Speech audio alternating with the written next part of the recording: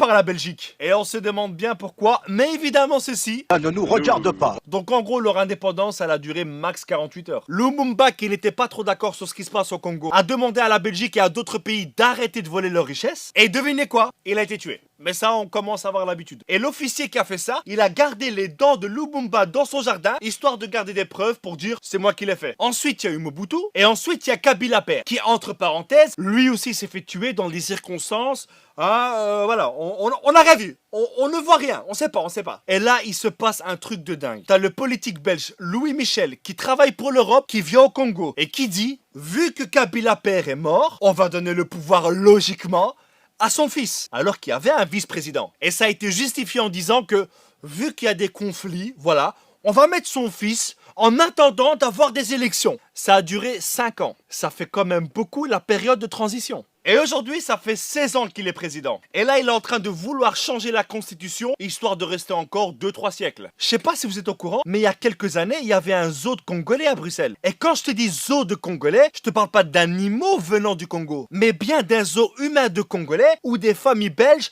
venaient toucher les petits cheveux crépus des petites filles congolaises. Ah, comme c'est mignon! Aujourd'hui, un élément qui fout bien la merde au Congo, c'est le coltan. C'est juste un élément indispensable dans nos smartphones. Ça empêche à notre smartphone de trop chauffer et ça lui empêche d'effacer toutes nos données lorsqu'il s'éteint. Tu comprends maintenant à quel point ce truc est super important. Et pourquoi c'est aussi grave? Eh bien tout simplement parce que ce sont des femmes enceintes, des enfants, des hommes qui sont payés 2 € par jour pour extraire ce précieux minerai. Et il y a des millions de personnes qui meurent à cause de ça. Et tous les fabricants de smartphones, d'ordinateurs, de tablettes utilisent le coltan congolais. Et ce coltan qui pourrait faire vivre tout le Congo est sorti illégalement vers le Rwanda qui le réenterre pour qu'ils puissent dire on est les premiers producteurs de coltan au monde.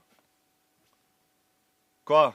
Tu commences à sentir comment elle pue cette histoire? On se demande bien à qui ça doit profiter tout ça. Aujourd'hui, ce magnifique pays qu'est la République démocratique du Congo est gouverné par des États, par des entreprises qui pensent que ce pays est un portefeuille. Et actuellement, il y a un génocide qui a déjà fait plus de 6 millions de morts, perpétué par des rebelles financés par des multinationales pour pouvoir piller le sol congolais. On est tous liés indirectement au Congo par nos smartphones. C'est vrai que cette vidéo ne va rien changer. Et là, il y a plein de personnes qui vont dire mais pourquoi est-ce que tu l'as fait alors? Bah parce que seulement le fait de savoir ce qui se passe là-bas, c'est déjà un pas qu'on fait. Et un petit pas en avant dans ce monde, aussi petit soit-il, c'est quand même le signe qu'on avance. Donc les amis, je vous invite à partager un maximum cette vidéo. Il faut que les gens soient au courant de ce qui se passe là-bas. Que les gens sachent ce qui se passe au Congo aujourd'hui, et d'ailleurs depuis des décennies, et sous l'indifférence générale. Merci à tous, et que Dieu bénisse la